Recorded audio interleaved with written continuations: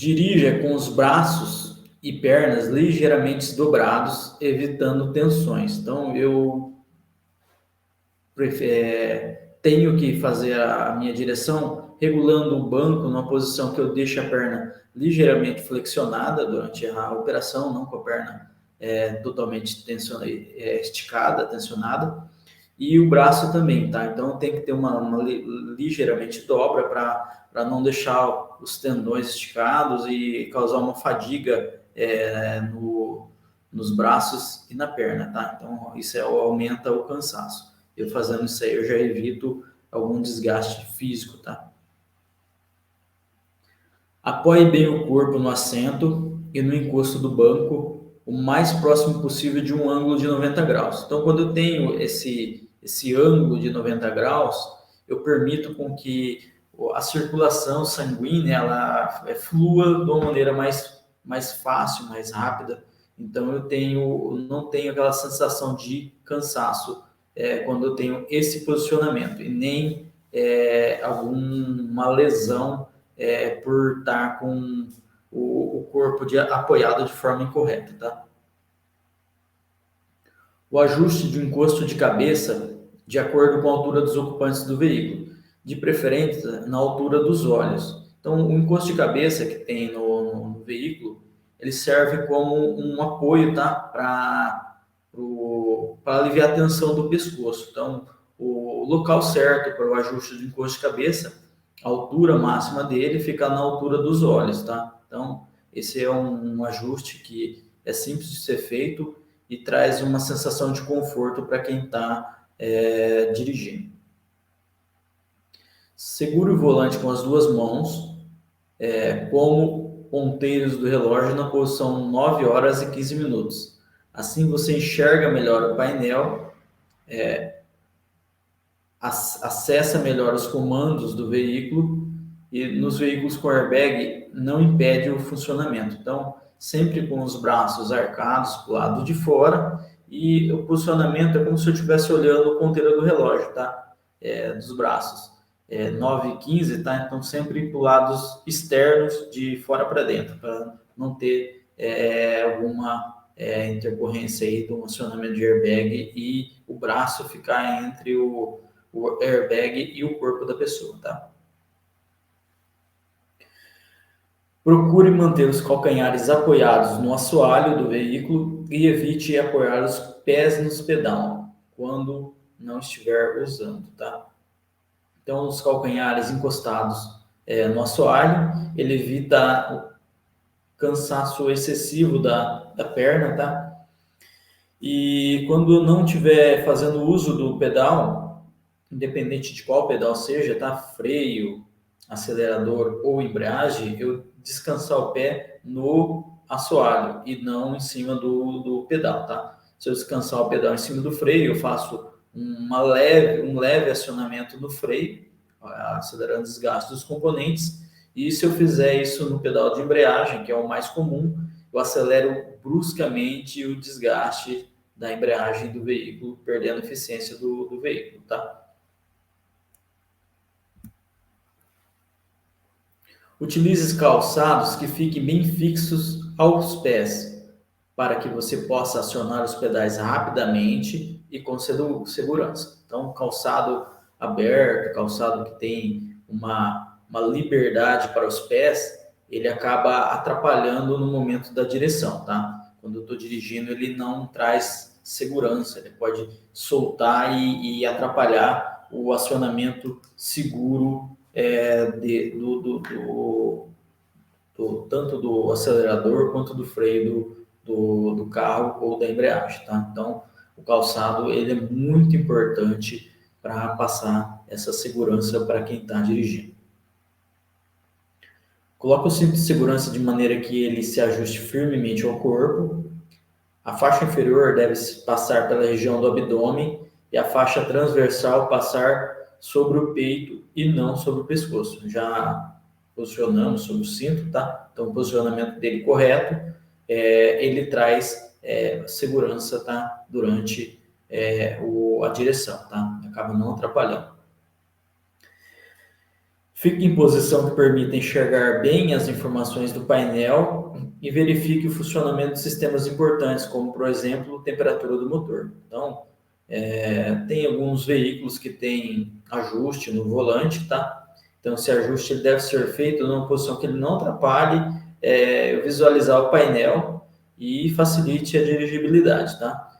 Então, tem muitas informações que o painel vai trazer, tá? Um exemplo, a temperatura do motor, pressão do óleo, airbags, alguma coisa como o ABS, que pode ser muito importante para a minha segurança, e eu tenho que estar muito atento no painel do veículo para que isso não ocorra, tá? Para que, se alguma informação dessa apareça no painel, eu tome uma ação rápida.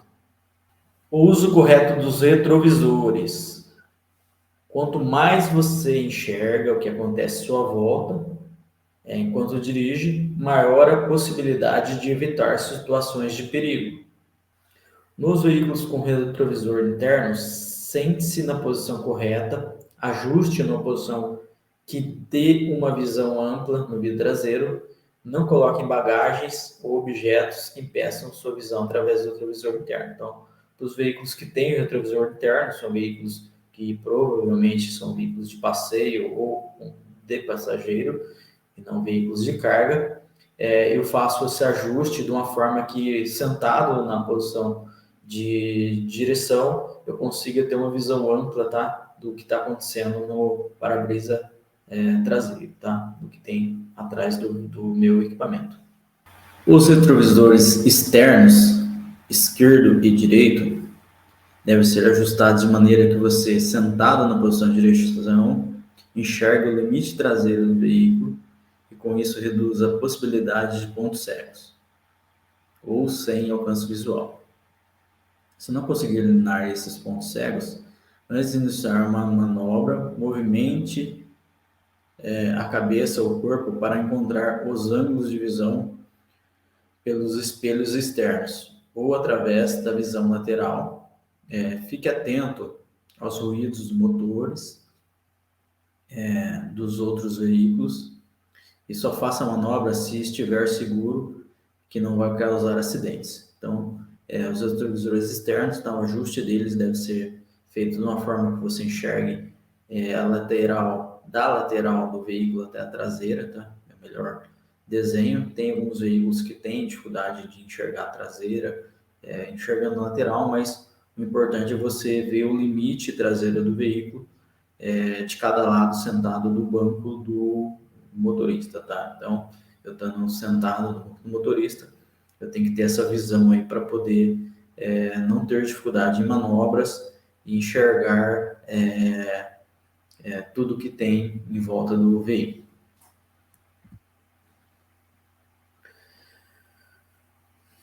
Outro problema relacionado ao condutor é o problema de concentração, tá? Rádios, telefones e outros mecanismos que diminuem a atenção do motorista, tá? Então, se a gente tiver um celular, alguma distração visual, algum tipo de alimentação durante a direção, acaba interferindo diretamente na concentração na via, tá? Então, pode estar causando algum tipo de acidente. Concentração e reflexo diminuem muito com o uso do álcool, drogas, e acontece que o mesmo se você não dormir ou dormir mal. Então, se eu fizer o uso de álcool, drogas, ou se eu dormir mal, eu tenho uma chance de perder a concentração muito mais rápido, tá? Os tipos de distrações que tem no trânsito. As mais comuns são as internas, tá? Com ajuste de rádio, regulagem do ar-condicionado, uso do celular, ou um olhar mais atento ao painel, tá? Ou eu tirei a atenção da via e coloquei no painel o olhar. Elas são distrações internas e atrapalham muito a dirigibilidade do veículo, tá? Externas, leituras de placas de trânsito, outdoor chamativo, curiosidade em ver o acidente, uma paisagem bonita. Então, As distrações externas é tirar o foco da via e fazer leituras ou visualizar alguma coisa que chama atenção, tá? E o terceiro fator é a desatenção, tá? O motorista que não se concentra porque está pensando em algum outro lugar, como, por exemplo, uma conta para pagar, alguma outra coisa para fazer, ele causa essa desatenção, ela pode estar causando acidente, tá? Falar sobre um fator que é muito comum, que é o uso do celular, tá? Digitar mensagem aumenta em 23 vezes o risco de acidente, tá? Digitar um número de celular aumenta em 6 vezes. E falar ao telefone, com o telefone no ouvido, dobra as chances de um acidente. Então, se eu tiver com o celular na mão, falando no ouvido, falando com o celular no ouvido, eu dobro a chance de ter um acidente. Então, 2 vezes. Se eu for digitar um número no celular, 6 vezes a chance de ter um acidente. E se eu digitar uma mensagem, aumenta em 23 vezes a chance de ter um acidente. E mexer no espelho aumenta em 10 vezes o risco de acidente. Então, fazer o ajuste de retrovisor durante a operação também aumenta consideravelmente o risco de um acidente, tá? Distrações e velocidade, né? Quanto metro você percorre em um segundo, tá? Se eu tiver a 50 quilômetros por hora, por segundo, eu percorro 14 metros, tá? Então, 14 metros é a distância mais ou menos de 3 carros populares enfileirados. Então, uma distração a 50 km por hora, de 1 segundo, eu posso causar um acidente um período aí que eu vou transitar por tamanho de 3 carros, tá? 70 km por hora são 19 metros. A 100 km por hora, 1 segundo significa 28 metros. E 120 km por hora, 1 segundo significa 33 metros, tá? Ou seja, 8 carros enfileirados por segundo, tá? Então, estou falando de 1 segundo. Então, aumento da quantidade de segundos aumenta também o comprimento da distância que você vai percorrer, tá?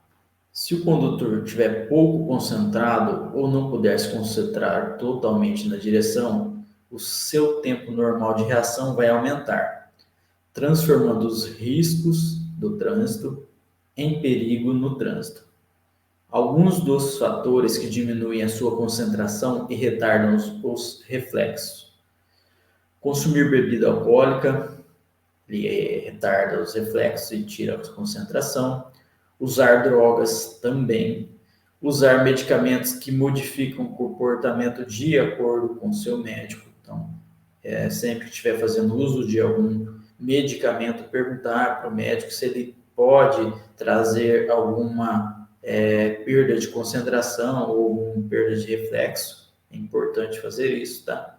Ter participado recentemente de discussões fortes com familiares no trabalho ou por qualquer outro motivo. Então, esse nível de intercorrência com discussões com familiares ou alguém do trabalho, ele pode interferir diretamente na concentração e nos reflexos, tá? Porque está com o foco em outro lugar. Ficar muito tempo sem dormir pouco ou dormir muito mal também é um fator que aumenta a perda de concentração e retarda os reflexos. Ingerir alimentos muito pesados que acarretam a sonolência. Então, assim, se eu for fazer a direção do veículo, evitar de comer alimentos muito pesados para que a digestão não fique muito lenta e acaba acarretando sonolência, tá? Então, sempre que for fazer o uso da direção, evitar de ingerir alimentos pesados. Ingerir bebida alcoólica ou usar drogas, além de reduzir a concentração, afeta a coordenação motora, muda o comportamento e diminui o desempenho, limitando a percepção de situações de perigo e reduzindo a capacidade de ação e reação. Então, o uso de bebida alcoólica ou droga, ele não afeta somente a concentração, mas ele perde também a coordenação motora e a visão periférica, que é uma coisa que ela traz uma percepção antes de acontecer alguma coisa, tá? Então ele acaba afetando ligeiramente esses fatores aí e aumenta conforme o nível de interferência, tá? Quanto mais bebida, quanto mais drogas utilizar, pior fica. Esse é um exemplo da visão de alguém com uso de droga ou uso de bebida, né? Como que ficaria definido a visão, tá? Perde a visão periférica e o foco, perde o foco, então fica uma visão embaçada, uma visão que não tem uma nitidez. Outros fatores que reduzem a concentração, apesar de muitos não perceberem isso, é usar o telefone ao dirigir, mesmo que seja no viva voz, tá?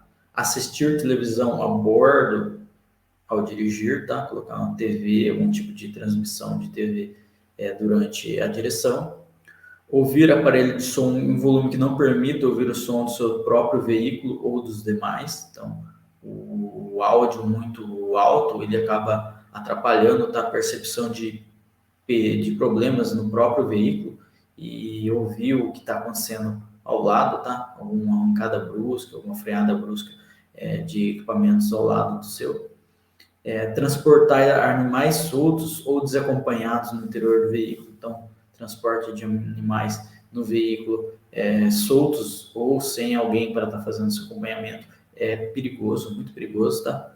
O animal não tem noção do que está fazendo, pode estar atrapalhando, entrando entre os pedais ou subindo em algum local aí que atrapalhe o motorista, tá? E transportar no interior do veículo objeto que possa se deslocar durante o percurso. Então, se eu tiver dentro do veículo alguma coisa que pode se deslocar e pode estar interferindo na condução do veículo, eu tenho que tirar ele do local que possa trazer esse dano, tá? Nós não conseguimos manter nossa atenção concentrada durante o tempo todo, enquanto dirigimos. Constantemente somos levados a pensar em outras coisas, sejam elas importantes ou não. Então, a concentração durante a direção ela já é esparsa, né? Já não é um negócio tão fácil de manter. E quando tem alguns outros fatores potencializando isso, a concentração ela se dispersa muito rápido, então eu acabo perdendo o foco, que é manter o equipamento em condições seguras. Então, um exemplo aí dos fatores, né? Bebida, telefone, TV, animais, som. Então, é uma imagem para representar o que a gente acabou de falar. E o que pode ser feito, tá? Force sua concentração no ato de dirigir, acostumando-se a observar sempre e alternadamente as informações do painel do veículo, como velocidade, combustível, sinais luminosos, os aparelhos retrovisores, a movimentação de outros veículos à sua frente e à sua traseira ou nas laterais, a movimentação de pedestres, especialmente nas proximidades de cruzamentos, e a posição das mãos no volante, tá? Então, se eu fizer essas ações, eu acabo evitando alguns tipos de acidentes, tá? O constante aperfeiçoamento, tá? O ato de dirigir apresenta riscos e pode gerar grandes consequências, tanto físicas como financeiras. Por isso, dirigir exige aperfeiçoamento e atualizações constantes para a melhoria do desempenho dos resultados. Tá? Todas as nossas atividades exigem aperfeiçoamento e atualização. Viver é um eterno aprendizado. Então, o motorista ele pode ser considerado como um piloto profissional, tá? E que todo dia ele aprende algo novo, todo dia ele vê um caminho novo, uma coisa nova. Então, esse é um constante aperfeiçoamento que tem que existir, tá? Se não existir esse aperfeiçoamento constante, eu acabo perdendo a confiança na direção e acabo gerando um conflito aí entre segurança e dirigibilidade, tá? Outro fator muito importante que deve ser mencionado é a fadiga, tá? O que é fadiga? Em poucas palavras, a fadiga é a sensação de estar cansado o tempo inteiro. Não apenas física, mas psicologicamente. E o que pode impactar o indivíduo de trabalhar e até de realizar atividades que deem prazer. No ambiente corporativo, ela é um dos problemas relacionados à saúde e segurança do trabalho, já que influencia no desempenho do colaborador. Então, fadiga, tá? É a sensação de cansaço, é uma sensação de estar sempre cansado, levanta cansado, vai dormir cansado, e é um cansaço que não é só cansaço físico, tá? Fadiga não é só cansaço físico, ela não pode ser físico ou psicologicamente ou mental, tá? Tô com a cabeça cansada, então isso aí é uma coisa que afeta diretamente o condutor, tá? Esse sentimento de sobrecarga é mais comum em alguns segmentos, como nos transportes e de saúde, ou seja, profissionais que geralmente precisam abrir mão do sono à noite para trabalhar. A privação desse cansaço a longo prazo é um dos gatilhos que podem desencadear o transtorno e se divide em dois tipos. Um levantamento do Ibope ainda mostrou que 2 a cada 3 brasileiros já acordam indispostos e cansados. A ausência de sono reparador pode levar à sensação de cansaço ao acordar. A falta de motivação para as atividades do dia, comumente associada ao estresse e à fadiga crônica, também dificultam o despertar com maior disposição. Ao deitar para dormir, é importante tentar acalmar a mente e seus pensamentos. Se seus pensamentos estão tumultuados, agitados, o corpo estará da mesma forma. Então, essa pesquisa do Ibope, ela mostra, tá, que grande parte da população já tem essa predisposição a estar fadigado, tá? Isso aí pode ser um dos fatores que mais influenciam em acidentes de trânsito. O estresse e a correria do cotidiano formam o topo das principais causas para a fadiga. Em seguida aparecem a falta de condicionamento físico, problemas pessoais, alimentação desequilibrada, acomodação, preguiça sem motivo, problemas no trabalho e, por último, questões de saúde, tá? Então, esses são alguns fatores que podem acarretar a fadiga.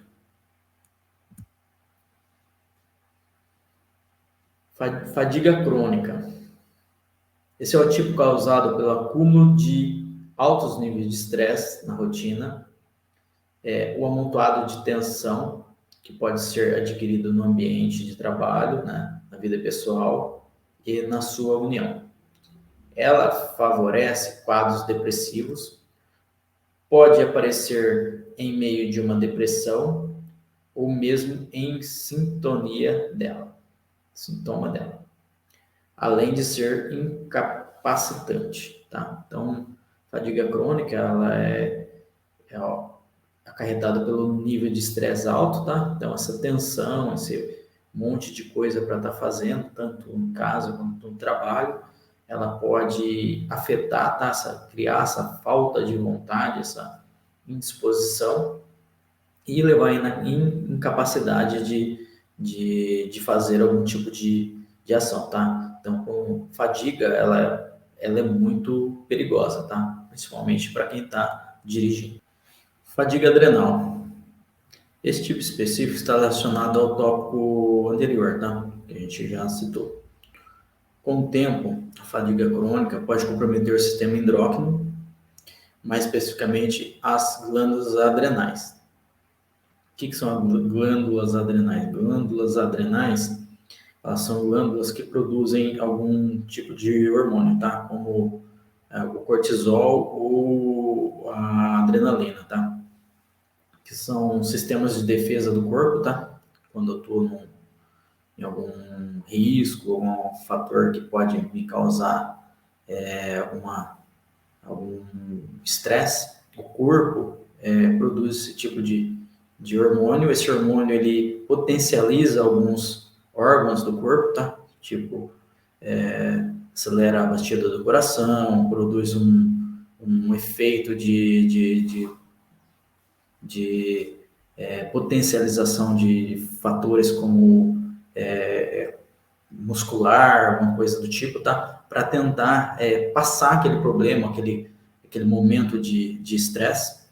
E quando eu tenho uma fadiga crônica, eu estou sempre nesse momento, tá? Então, essa glândula ela fica sempre produzindo esse cortisol e adrenalina, fazendo com que eu não durma, tá? Não tenha disposição para dormir, tem sempre aquela sensação de estar em atenção, tá? Sempre, e isso acaba alterando, tá?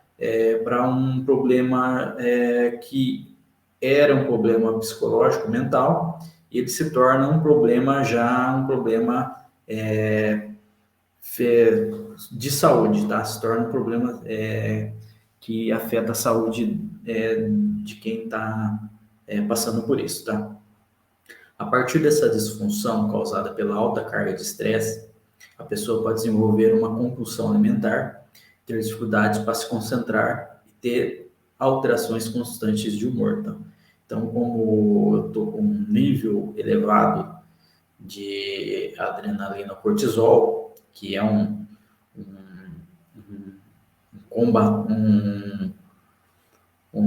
hormônio que vai combater esse tipo de problema, tá? Chega um momento que o corpo para de produzir, não consegue mais produzir, porque chegou no limite, tá? De produção. Daí, quando cai esse nível de cortisol, daí o corpo já não consegue mais ter essa ação, tá? Então, pode ser um problema endocrinológico, tá?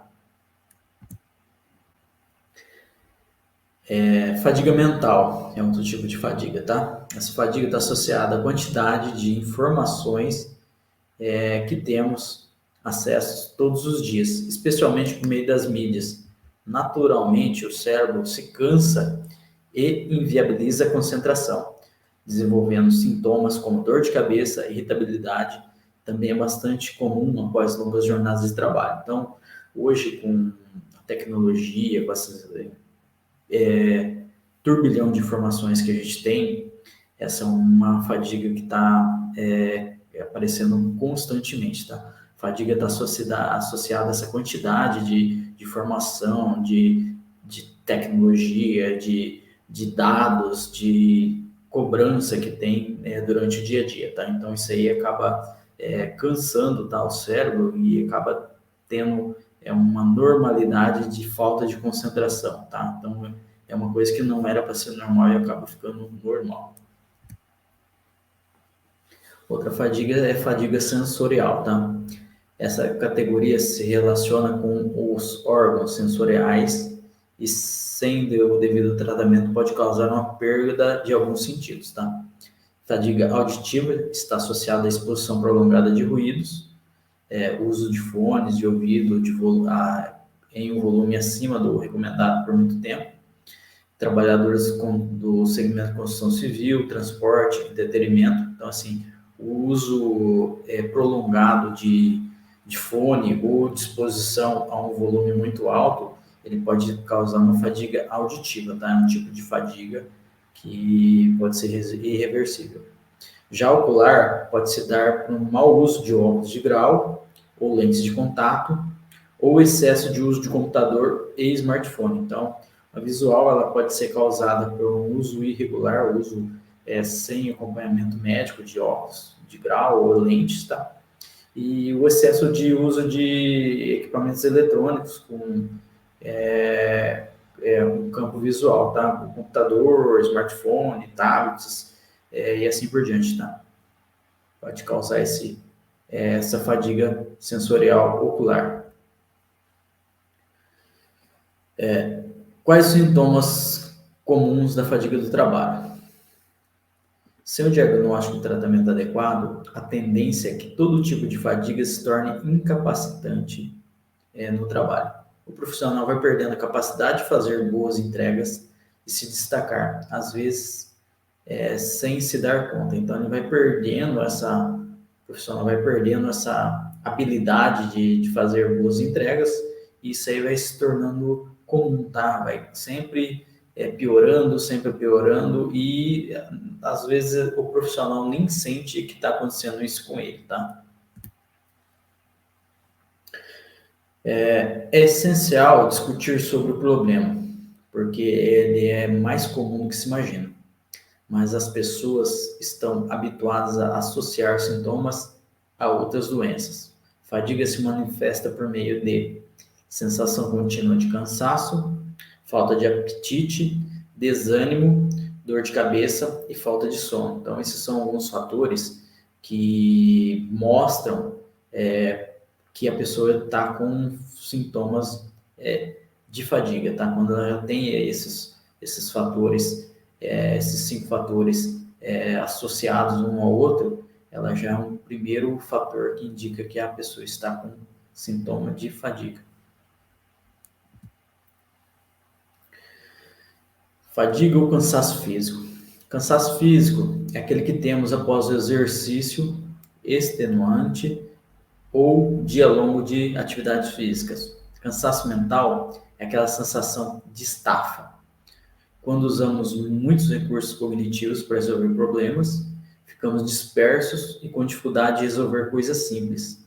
No entanto, o estilo de vida moderno tem intensificado o aparecimento de diversas condições associadas ao sofrimento psicológico, como depressão, ansiedade, síndrome de burnout, síndrome de fadiga crônica e outros. Então, o cansaço físico é aquele cansaço que após eu fazer alguma atividade, alguma coisa que é repetitiva, eu